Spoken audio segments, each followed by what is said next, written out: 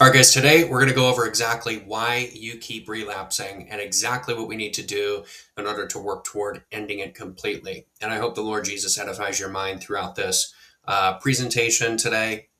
And watch till the very end because this is going to entail every single step that's needed mentally, emotionally, physiologically to understand what drives the behavior for you to start seeing progress within as little as like 24 to 48 hours with specific methodologies that you can apply today.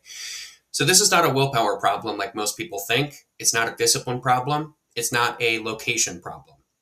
So essentially, we have to understand what type of person or what type of pattern that's persisting in your situation might characterize your use case. So a lot of people think that they're living a double life, which they're competent in faith, they're driven, they're filled in public with this faith, but they're a completely different person in private. And the gap between who you present yourself as and who you're actually living as are getting harder to hold.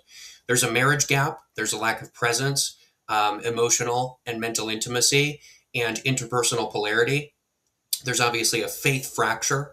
There's a high performer trap, right? This is one where, like the most disciplined men are trying to solve this problem with more discipline and it's just simply not working. We're going to go through exactly why.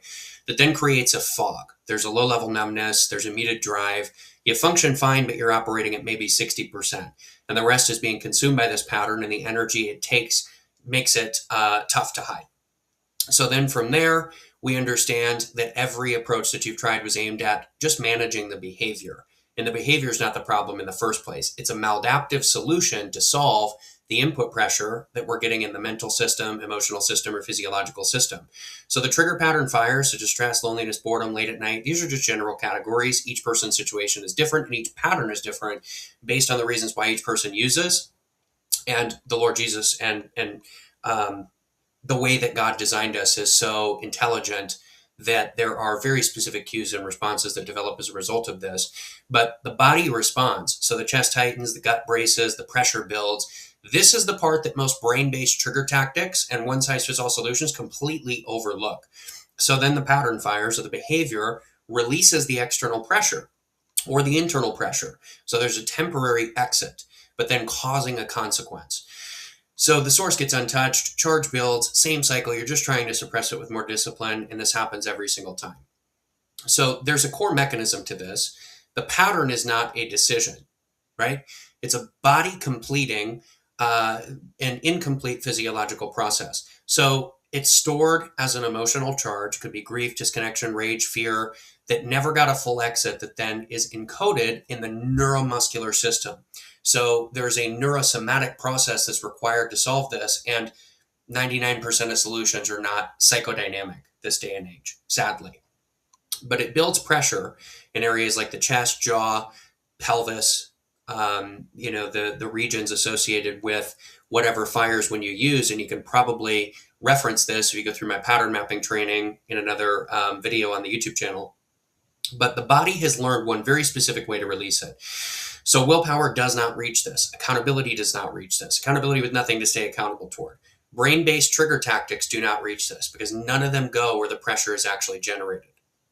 So what every other approach does is manage the behavior at the surface, give you willpower tools for the moment of temptation, track urges to reduce them, accountability partners, and it addresses one layer, usually the cognitive only. So what ends it is finding where the charge is actually stored in the body.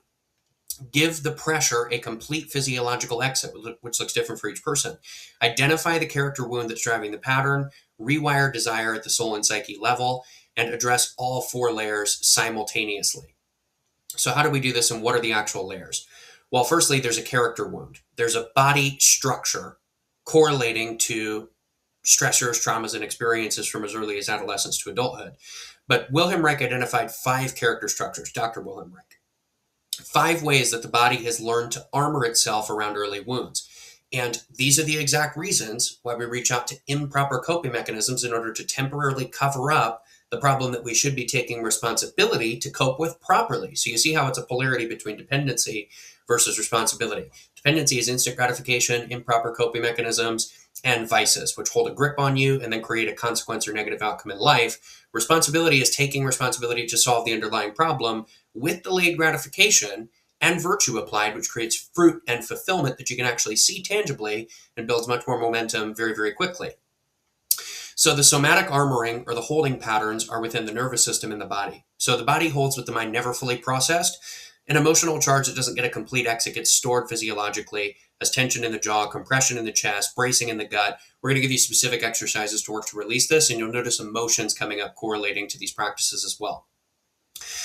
But that stored charge produces a pressure that keeps building until it finds a release. So that pattern is that release for you temporarily. It just creates a consequence.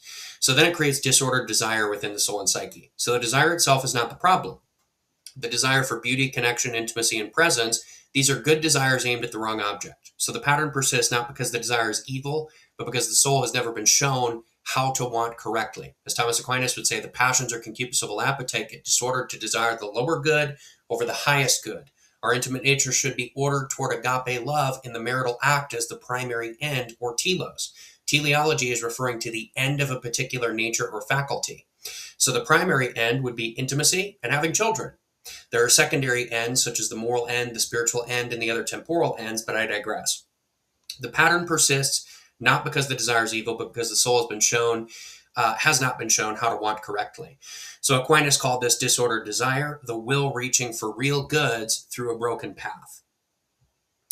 So why this matters is every approach has failed because they addressed one of these at the most, usually zero. All three are running at the same time.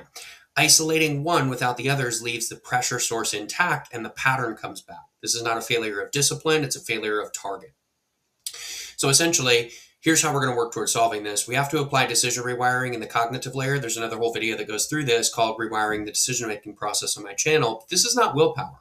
This is a complete decision architecture built around your specific trigger landscape with two equations that replace the relapse cycle and patterns the equation and the recovery equation. The patterns equation and the recovery equation. So the anchor phrase that redirects the nervous system before the behavior fires. This is not an affirmation. This is not you just telling yourself something. This is an actual equation based on the thought or feeling that comes in, your previous physiological response to this pattern, and the instant action where you cling to a vice and then create a negative consequence or outcome in life.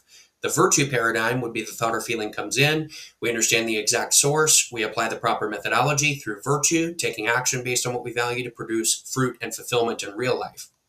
So that's the shift. So within character mapping, or the character layer, there are 5 structures. You have to identify the wound. The body zone must be mapped, and particular practices based on these must be applied. The 2 that I've seen the most progress from for guys in the very beginning would be the bioenergetic bow. You can look up videos as to how to do this. And also massaging that particular area and the tension zones with a medicine ball or something along those lines and breathing into it. And then also pelvis release practices, because there's so much tension that gets built up in that area as a response to the repeated behavioral pattern of doing this. You'll notice emotions coming up during these practices as well. You'll notice things that you've suppressed for so long with the improper coping mechanism that got stored in the body. Think of it like a hard drive, right? The hard drive needs to be cleared, and it needs to be replaced with the proper things that we should be memorizing or having the correct memory. So a custom methodology document is meant to be built for a specific structure. And within my one-on-one systems for guys, that's by week 3. So in our complete done for you process, this is all done for you. But this is where generic approaches end and the real precision actually begins. So neurosomatic rewiring is the actual discharge protocols that release the stored charge from the nervous system. The body gets the outlet that it's been seeking, redirected to something that actually resolves it. Not suppression, but true completion to the primary end, or telos. So the physical grip of the pattern dissolves when the charge has nowhere to build. So then from there, soul and psyche integration is incredibly important. The Thomistic framework for desire, Thomistic philosophy, not suppression, but redirection toward the true primary end. So the primary end, if you're not married, for intimacy would be mental and emotional intimacy and pursuing a real connection with integrity with a real person, where you're being fulfilled by that, ultimately leading toward the primary end of the fulfillment in the faculties of marriage, right? The marital act. So if you are married, that would be retraining the desire back toward natural rewards, and there's a proper way to do that for each person. But the 4 masculine archetypes, such as king, warrior, magician, lover, following in Carl Jung's motive analysis, compiled and consolidated by Robert Moore and Douglas Collette, we create a cohesion within the psyche. So the magician represents the intellect. right? We have reason gifted in the intellect, as Thomas Aquinas says, so we're able to discern what the right thing is to do, speaks it into the inner being, which is represented by the king, that then confers order and blessing to our actions and then our feelings. So it tells us what to do, doing God's will in that sense, or doing the right thing, or acting based in virtue, that then creates a good feeling as a result of doing this through a good outcome, through good freedom and fulfillment, right? So from there, you're actually edifying the proper natures in cohesion with one another. The problem is that the wounded lover, as one example, which is a feeling-based nature, turns inward to serve itself. So you're distorting the nature by choosing passions, feelings, pleasures, possessions that are essentially drawing that desire out of its correct context.